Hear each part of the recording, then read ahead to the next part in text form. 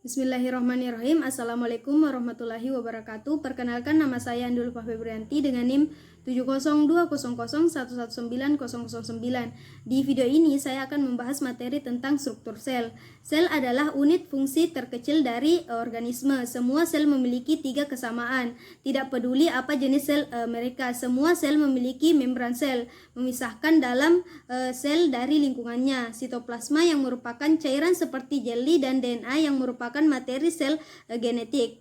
Nah, ada 2 kategori besar sel. Kategori pertama adalah sel-sel eukariotik. Mereka memiliki organel-organel yang meliputi bagian inti dan bagian-bagian khusus lainnya. Sel eukariotik adalah sel yang lebih kompleks seperti yang ditemukan pada tanaman dan hewan. Kategori kedua adalah sel parakaryotik. Mereka tidak memiliki nukleus atau membran penutup organel. Mereka memiliki materi genetik tetapi tidak terkandung dalam inti sel. Sel prokaryotik selalu bersel satu atau organisme unit seluler seperti bakteri. Jadi, apa itu organel? Organel berarti organ kecil, adalah bagian khusus dari sel yang memiliki pekerjaan yang unik untuk dilakukan. Mari kita mulai dengan inti, yaitu pusat kontrol sel.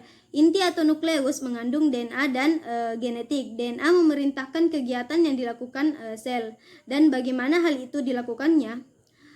Kromatin kusut adalah bentuk DNA yang terbesar dalam membran nukleus. Ketika sel siap untuk membelah, DNA memadat menjadi struktur yang dikenal dengan kromosom.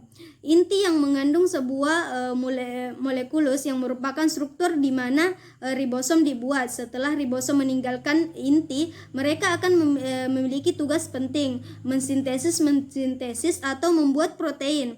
Di luar ribosom dan sisa organel melayang sitoplasma yang merupakan cairan seperti jeli. Ribosom dapat berjalan bebas di sitoplasma atau melekat pada retikulum endoplasma, kadang-kadang disingkat RE. Ada 2 jenis RE. RE kasar memiliki ribosom yang melekat padanya. Yang kedua, RE halus tidak melekat ribosom yang melekat padanya. Retikulum endoplasma adalah membran tertutup untuk mengangkut bahan seperti protein disintesis atau ribosom. Protein dan bahan lainnya muncul dari retikulum endoplasma melalui vesikula kecil di mana aparatus Golgi menerima mereka. Kadang-kadang disebut badan Golgi. Protein bergerak melalui badan Golgi. Mereka diubah menjadi bentuk yang akan atau dapat digunakan oleh sel. Badan Golgi ini melakukannya dengan meliputi protein yang menjadi bentuk yang dapat digunakan atau menambahkan bahan lain seperti lipid atau karbohidrat. Pada tumbuhan vakuola adalah struktur seperti kantong yang menyimpan bidang yang berbeda. Di sini di sel tumbuhan vakuola sentral berfungsi untuk menyimpan air. Kembali ke sel hewan, Anda akan melihat organel yang disebut dengan lisosom. Lisosom adalah pengumpul sampah yang mengambil bagian sel yang rusak. Mereka penuh dengan enzim yang memecah puing-puing sampah pada sel. Mitokondria adalah organel pembangkit tenaga listrik kedua sel, yaitu sel hewan dan sel tumbuhan selama proses yang disebut respirasi seluler. Nah, mitokondria membuat molekul ATP yang menyediakan energi untuk semua kegiatan sel. Sel-sel yang membutuhkan lebih banyak energi yang memiliki lebih banyak mitokondria. Sementara sel mempertahankan bentuknya dengan menggunakan sitoskeleton. Sitoskeleton termasuk mikroviawan seperti benang yang terbuat dari protein dan mikrotubulus yang merupakan tabung tipis berongga. Beberapa organisme seperti tumbuh dan fototropik, mereka menganggap sinar matahari untuk energi. Kemudian sel tumbuhan memiliki organel yang disebut kloroplas. Kloroplas merupakan tempat di mana terjadinya fotosintesis. Ini berwarna hijau karena memiliki pigmen hijau yang disebut klorofil. Sel tumbuhan yang meliputi dinding sel di luar membran sel mereka sebagai pendukung bentuk dan melindungi sel tanaman. Sel hewan tidak pernah memiliki dinding sel. Ada banyak struktur sel unik lainnya.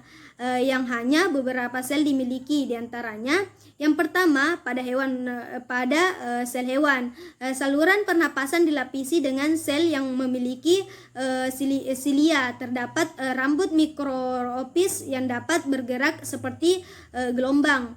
Fitur ini membantu berangkap untuk menghirup partikel di udara dan mengeluarkan mereka ketika batuk.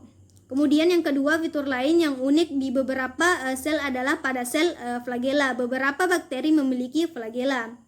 Sebuah flagela seperti ekor kecil yang dapat membantu langkah sel atau mendorong dirinya sendiri. Yang kedua, satu-satunya sel manusia yang dimiliki flagela adalah sel sperma.